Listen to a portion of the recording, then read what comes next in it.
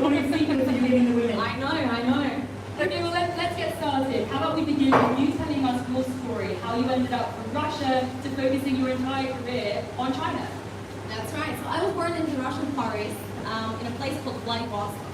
I was born in the last years of Soviet Union, so yes, I'm from a non-existing country. And when I was, basically I was born in Asia, right? And I was in a place that was full of Koreans and Japanese, and essentially Vladivostok borders North Korea, Japan, and mainland China. So it was really cool, but it was not the reason why I came to China. The reason was love, okay? I was 17 years old, and why would a girl at 17 years old, when I came to mainland China, travel across the globe and basically end up in a city called Chongqing? That time I couldn't even pronounce what that was. Chongqing was population-wise the largest city in the world, but I couldn't find a Wikipedia page on it. So it was back 2005, 2006, and a boyfriend of mine at the time, he was studying Chinese, and that was a cool place we could go together, you know, to university, etc., etc. So that's how I ended up in China. It was not for the love of dragons and noodles and kung fu. All that came much later. But I ended up in China at 17. I studied, but I was good at school always, so I learned the Chinese quite quickly. And then I enrolled in local university, and essentially I did my major in business. So I studied linear algebra with Chinese students in Chinese. So when people ask me, Ashley, you're blonde and all your businesses are related to China, like, isn't it a bit strange? I say, yeah, I learned linear algebra in Chinese with Chinese students in a city called Chongqing. And I was foreigner number 50 in that city because my visa permit in the city, like long-term visa, was number 50, okay? So those were the days, And after 4+ years in Chongqing, it was a lifestyle choice. I wanted to stay connected with China, but I didn't want to like retire in Chongqing. Like I didn't see myself there 50 years down the road. So I thought, what's an alternative? What would be an international place, an international city? And that was Hong Kong. So I came to Hong Kong in 2010, and I worked with PR first, and later on basically PR marketing. I always loved that industry. And then in 2011, I started my own business. Slowly and gradually, here we are. And what is it about China that you meant that you wanted to focus your entire career on it, and especially marketing as well? Well, China, you know, right? China has shown us many miracles in the past 30 and 40 years. We all know how quickly that market developed. We all know that a lot of innovations are right now coming out of China, especially when it comes to marketing, digital marketing. So basically, implementation of AI as technology. This is where China leads. And when I got to China in 2006, and I've been to mainland China before, so I've seen what it was before. I've seen a nation that was just going through such a huge transformation. First, social media channels, blogs were basically introduced into the market, and people embraced it. And everybody was online, and everybody was on a mobile device. Nobody had PC computers or laptops. And it was just so fascinating to see the speed. I'll give you just a couple of examples. I got to Chongqing. We barely opened our first McDonald's. Okay, 2006, barely opened first McDonald's.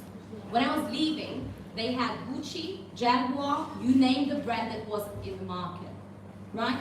And of course, in terms of social media platforms, at the very beginning, all the Western social media platforms were also there, but their local alternatives, back then copycats, were a lot stronger and much more interesting. And of course, some of them evolved. Like there was a huge Weibo war when Weibo was like, it's like Twitter plus Facebook. So there was not just one Weibo from one company, but there were many. And they were fighting. It was a bloody war, and you know, consumers were really picking and choosing. And everybody was on Taobao. Hong Kong is still not really familiar with digital commerce. I mean, yes, US is a bit better, Europe is getting there. But back in 2006, everything I purchased, literally, I went home once a year or so, and I would buy, like a good Chinese girl, I would buy all my relatives the gifts. So I would travel from China to Russia, and I would purchase them all those funny, you know, feet heaters. Yeah. I mean, that's like, I don't know whether you use one, but if you don't, get yourself one. So you go to Taobao, 200 RMB, and you get yourself this little thing. And in winter, you can really, it saves you. So I bought all of those things for all of my relatives, all these massage chairs that, you know, you equip your chair with this and it massages you, all this stuff on Taobao. And it was 2006, 7, 8. It was crazy. So fascinated with that market. I knew that professionally that was a phenomenal market, and I truly connected with Chinese people because Chongqing was the place where you didn't see those Beijingers or Shanghai people, but you saw real China, okay? Sichuan had a lot of farmers. It had a lot of people that made it at the same time by building their factories in China. So they were very wealthy people that rode on this rise of China. But there were also farmers coming from the countryside, and they were bangbang men. Who's a bangbang man? The guy who has a stick, a bamboo stick, and he helps you carry your groceries from a supermarket to your home. And he charges you 2 to 3 RMB. So you live in a city, 34 million people, and a vast majority of them are bangbang people. There's a lot of cleaning ladies that work for close to nothing. And then there are people that build factories, that build fortune. There was a guy who built one of the world's largest motorcycle companies in Chongqing called Zhongshan. This guy owned a mountain. I'm not kidding, a mountain, and he built a huge castle there, and all his relatives lived, literally, it looked like, thank you. It felt exactly like that. You enter to his house, he had this little bell, it went ding dong. I mean, it's crazy. And that was Chongqing. So essentially, that's why I decided to stay connected with China, because I knew the future is there. And yeah. For your company, Alois, you must have a lot of people that come to you trying to enter the China market, a lot of Western companies coming to you. What are some of the biggest challenges or misconceptions that people have about entering the China market? Well, I think by now everybody understands that this is a complex market. Everybody knows that you don't just go to China. You need to have a lot of money. China is not cheap. Chinese consumers are not stupid. It's the most sophisticated market and consumer in the world. They've done it, they've seen it, they know what they want and what they don't want. So you cannot bullshit your way in or out. In terms of misconceptions, a lot of people believe that they know how to promote their brand, so they just need to know what is the channel to promote their brand. But when you go to China, you need to invest in strategy. You need to invest in research. And if you don't do that, you're going to waste a lot of money trying to target the wrong people with the wrong message. But again, right now, the misconceptions are actually very industry specific, because 5 years ago, everybody pretty much had the same, they were the same badly informed. And you could say these are the 3 worst things you could do in China. Right now, depending on the industry, they have their own pitfalls. And you really need to speak to the right people, and you need to do the right things. Essentially, it's an expensive market, which is very exciting, but it's difficult. But are there some common pitfalls that you experience, and it doesn't really matter which industry you're talking about? Not having enough money.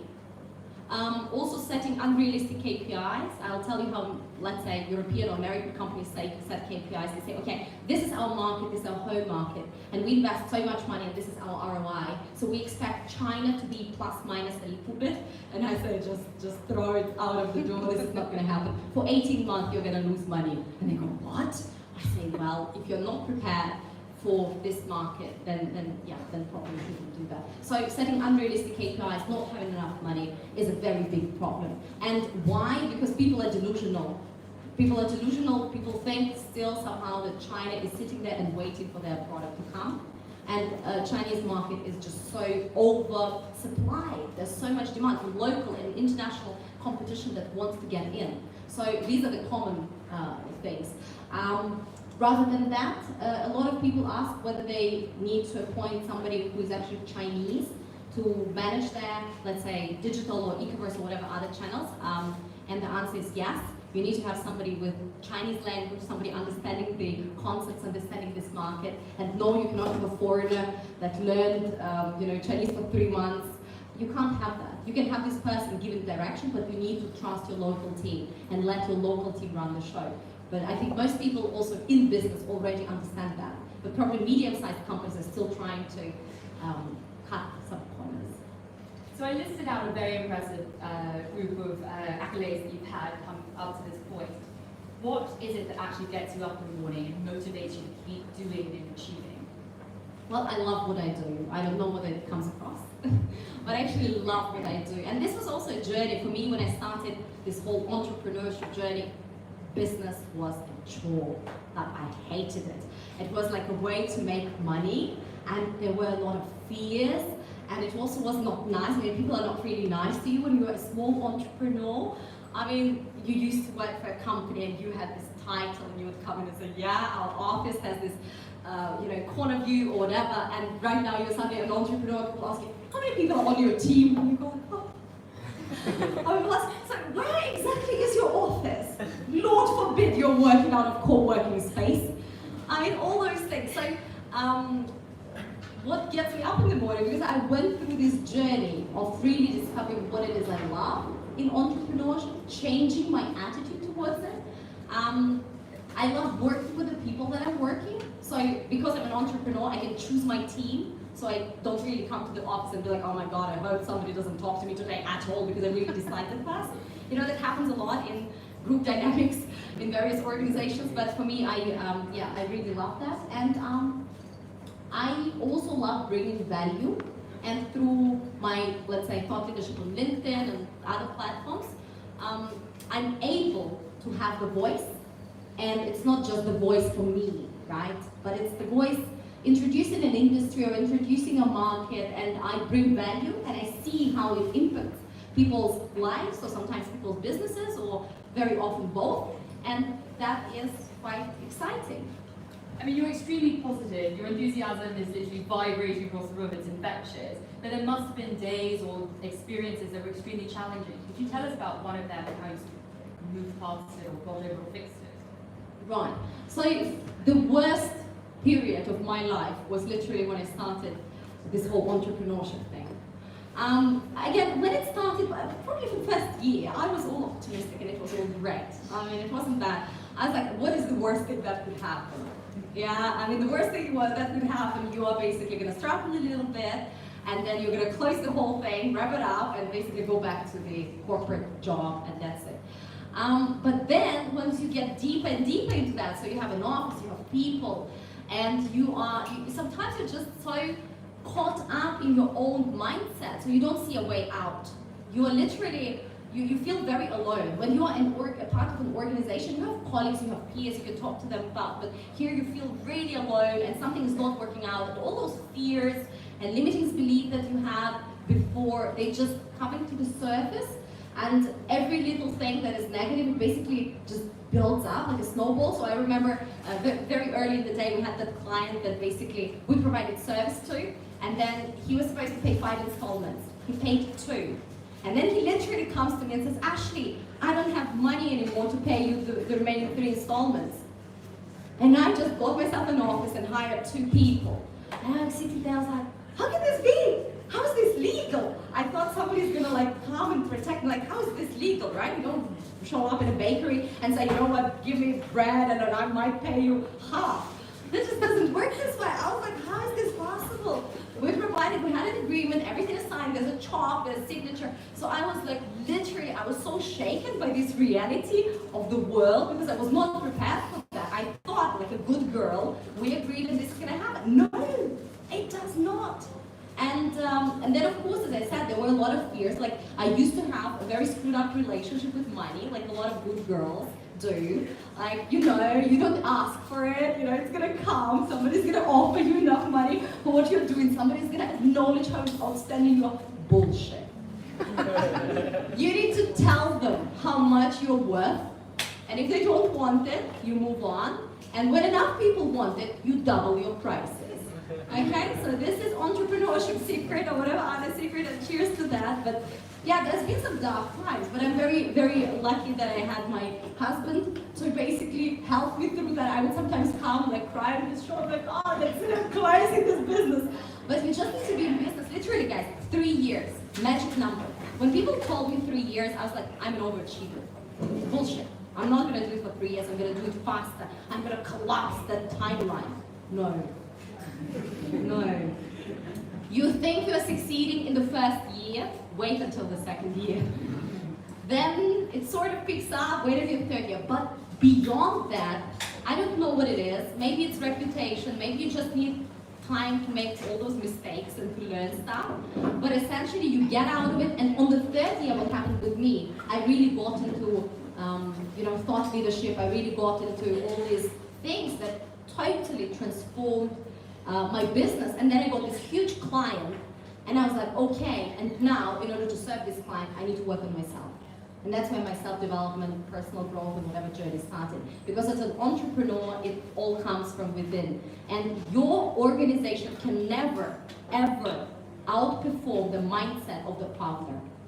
If the mindset is small, if you think small, if you dream small, that's it.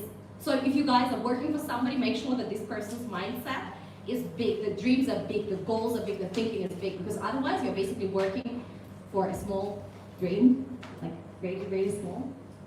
So you mentioned that actually around the 3 years, that's when you started reading up on things, and especially psychology books, I remember you saying. What were some of your main takeaways from all that reading? So it was a lot of reading, then I started online programs, then I went into coaching. I basically hired a coach because as I said, we want this really big client, and I was like, how do I serve this client? I need to change the way I communicate with my team. I need to change the way we communicate with that client. And really, basically, I was totally confused. So I hired a professional psychologist. And back then, I come from a Soviet background. You hire psychologists when you're crazy. You don't go to a therapy, let's talk about it. No, it doesn't happen. So it was a big step for me, big step. I hired a psychologist. She's professionally trained in success psychology. So she worked with people that essentially suddenly, for instance, won a gold medal on Olympic Games, or suddenly got this VC funding and now they need to grow like 50 times a year, 50 times a month or whatever, and they're totally confused on how to do that. So we had 6 sessions with her, and they totally transformed my life, right? And so one of the things that I learned from psychology, the first is probably leadership is all about yourself. So you first learn to lead yourself. You first work on your own mindset. And what are the 2 things you need to work on? Number 1, your limiting beliefs, and we all have them. Why you cannot have something, why something is not there, like we have limiting beliefs about personal relationships, about money, about business, about all these different things, about who you are, about how you look, about who you should be.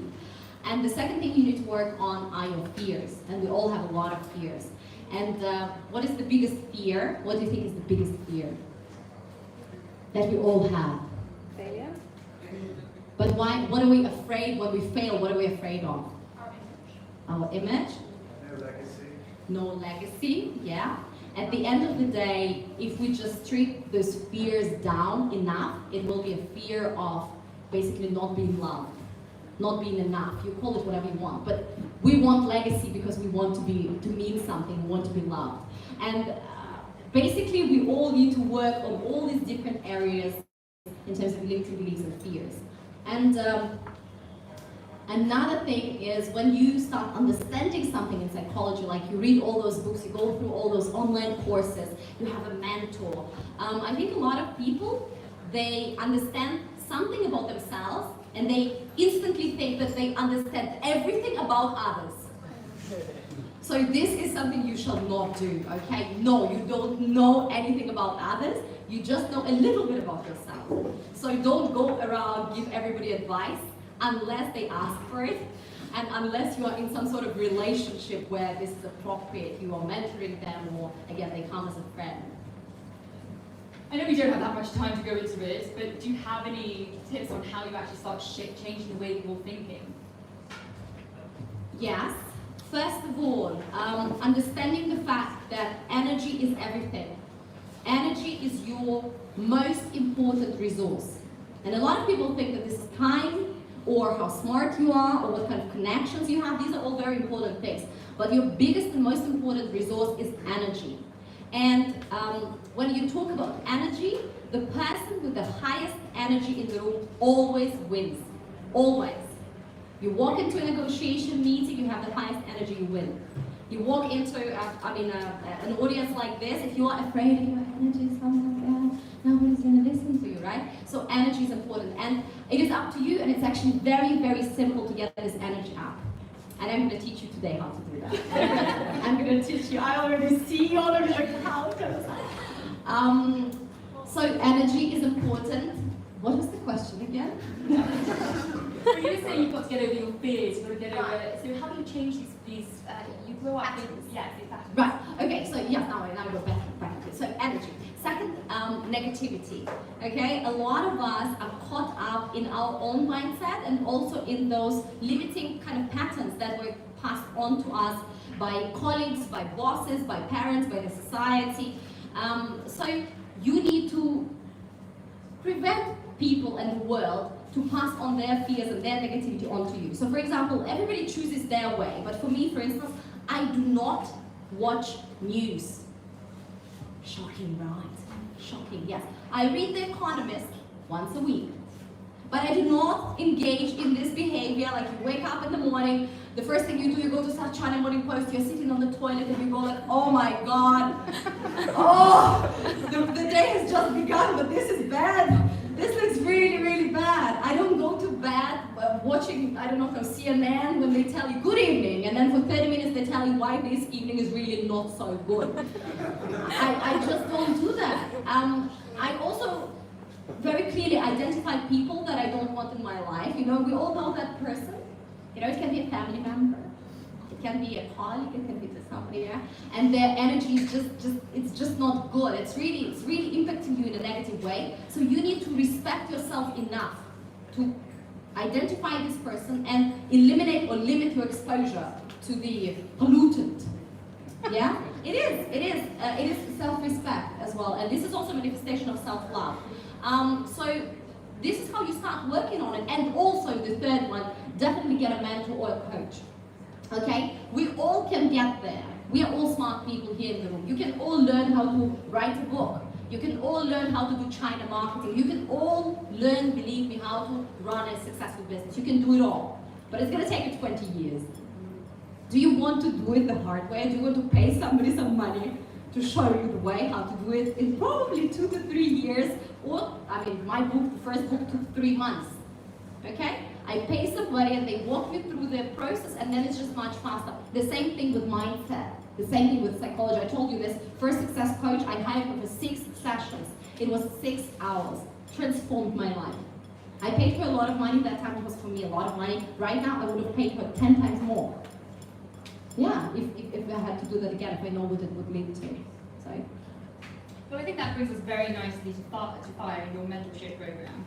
Are there typical problems that you have recognized women as facing in the office? Various obstacles that are specific to women?